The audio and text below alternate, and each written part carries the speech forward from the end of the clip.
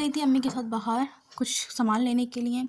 ये सारे सामान मैं लेके आई हूँ और इसमें है कुछ फ्रूट्स और इसमें है कुछ मतलब घर के ही सामान खाने पीने के, जैसे कि दाल, काले वाले चने और वाइट वाले चने, ये सब लेके आई हूँ मैं, यानी कि छोले जिसे कहते हैं आप लोग।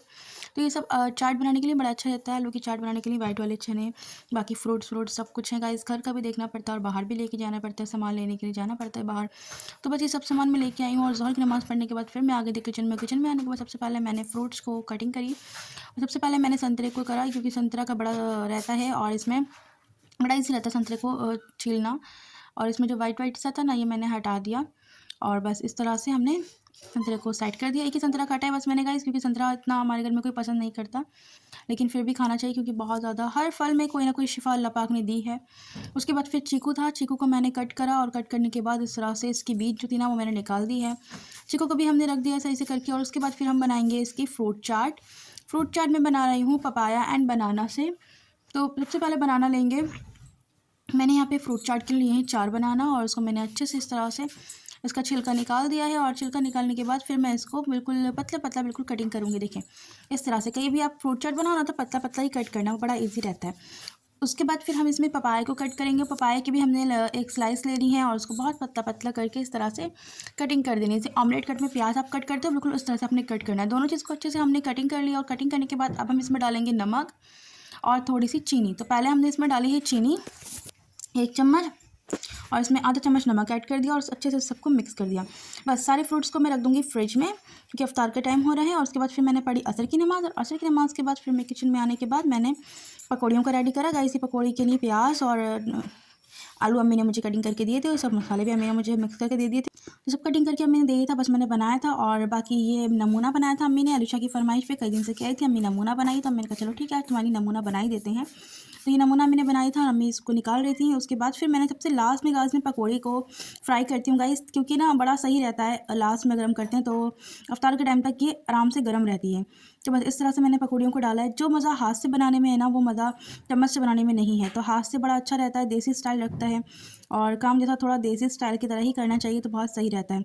तो पहले से हम लोग ऐसे हाथ से लोग बनाते थे, अब चम्मच का यूज़ करने लगे। और मैंने ही बहुत ज़्यादा चम्मच का यूज़ करके दिखलाया है आप लोगों को कि चम्मच से यूज़ करके हम कैसे पकौड़ी बना सकते हैं, लेकिन हाथ से ही मुझे अच्छा लगता है डालना पकौड़ी को उसमें तेल में। बाकी हो गया था गोल्डन अच्छे से हमने निकाला। गाइस, ये है रमज़ान की बरकत कि इतना ऑयली खाने के बाद भी बिल्कुल हेल्थ सही रहती है, हेल्थ बिल्कुल भी ख़राब नहीं होती है ना। तो बस अल्लाह पाक ने रमज़ान में इतनी शिफा दे दी है रोज़े में कि देख सकते हैं कितनी भी मतलब तबीयत ख़राब हो, बंदा रोज़ा रखता है तो वो ठीक होता है। तो बस हमने भी रोज़ा रख के और इस तरह से हम भी ऑयली चीज़ें खा रहे हैं, लेकिन अल्लाह का शुक्र है बिल्कुल तबीयत बिल्कुल ठीक है। तो बस पकौड़ी हो गई थी, उसके बाद फिर हमने पापड़ को करा। और ये तरह तरह के पापड़ हैं, एक तरह के नहीं है, कई तरह के इसमें हैं। अब मैं क्या करती हूँ, एक प्लेट में पहले निकाल लेती हूँ पापड़ सब तरह के जो भी होते हैं, जो भी मुझे एक दिन में करने होते हैं। उसके बाद फिर मैं उसको इस तरह से बनाती रहती हूँ, फ्राई करती रहती हूँ। तो देख सकते हैं प्लेट में निकाल के रखे मैंने पापड़ सारे, और जितने पापड़ मैंने बनाने हैं सब डाल डाल के और मैं जल्दी जल्दी से इस तरह से इसको बनाती जाऊँगी। तो बस पापड़ हो जाएंगे, उसके बाद फिर मैं आपको दिखलाती हूँ कि रफ्तार लगा के कि आज हमने क्या क्या बनाए। गाइस, मैंने गोलगप्पे भी फ्राई करें, बट उसकी वीडियो मैं शूट करना भूल गई, क्योंकि काम इतना होता है शाम के टाइम पे, कुछ वीडियोस हमारी रह ही जाती है। तो बस पापड़ तो हमारा हो गया है। तो मैंने आज बनाई है ये पकौड़ी लच्छे वाली और ये गोलगप्पे बनाए हैं, बाकी पापड़ वापड़ बनाए हैं और फ्रूट चाट है, सब कुछ है। तो सबसे पहले दस्तरखान लगाएंगे, क्योंकि अभी अज़ान में 15 मिनट है, 15-20 मिनट पहले तो बैठना ही चाहिए दुआ मांगने के लिए। अगर रोज़ा रखा है और दुआ नहीं मांगी तो क्या फ़ायदा ऐसे रोज़े का कि हमने दुआ ही नहीं मांगी, खाली हम खाना बनाने में और खाना खाने में ही रह गए। तो ये सारी चीज़ें थी जो आज मैंने सब रेडी करी हैं, ठीक है ना। सब मैंने रेडी नहीं करी है, इसमें से कुछ अम्मी ने भी रेडी करी। तो अफ्तार से थोड़ी देर पहले का टाइम था जब मैं फ्रूट चाट निकाली थी, फिर अज़ान हो गई, हमने करी बिस्मिल्लाह खजूर के साथ और नियत करी रोज़ा खोलने की। उसके बाद फिर हमने इतनी तेज़ी से खाया, सब कुछ देख सकते हैं आप, हम बन गए एक्सप्रेस ट्रेन, देख ही सकते हैं सबके हाथ में एक एक चीज़ है।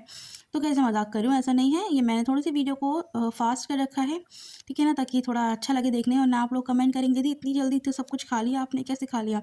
तो गाइस ऐसा नहीं है। बाकी पकौड़ी की मुझे प्लेट ना थोड़ी दूर पड़ रही थी, तो मैंने पकौड़ी निकाल ली हॉट पॉट में। और सबसे अच्छा जो लग रहा है मुझे इसके अंदर, यानी कि आज के अफ्तार में, वो लगे मुझे गोलगप्पे, जो इतनी माशाल्लाह टेस्टी, और गोलगप्पे के टेस्ट को बढ़ा दिया था अम्मी की बनाई हुई टमाटर की चटनी ने।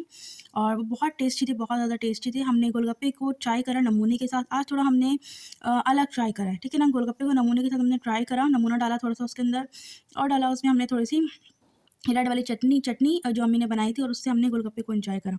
तो गाइस यही थी आज का छोटा सा व्लॉग, कैसा लगा कमेंट में ज़रूर बताइएगा। मिलते हैं इंशाल्लाह नेक्स्ट व्लॉग में। अल्लाह हाफिज़।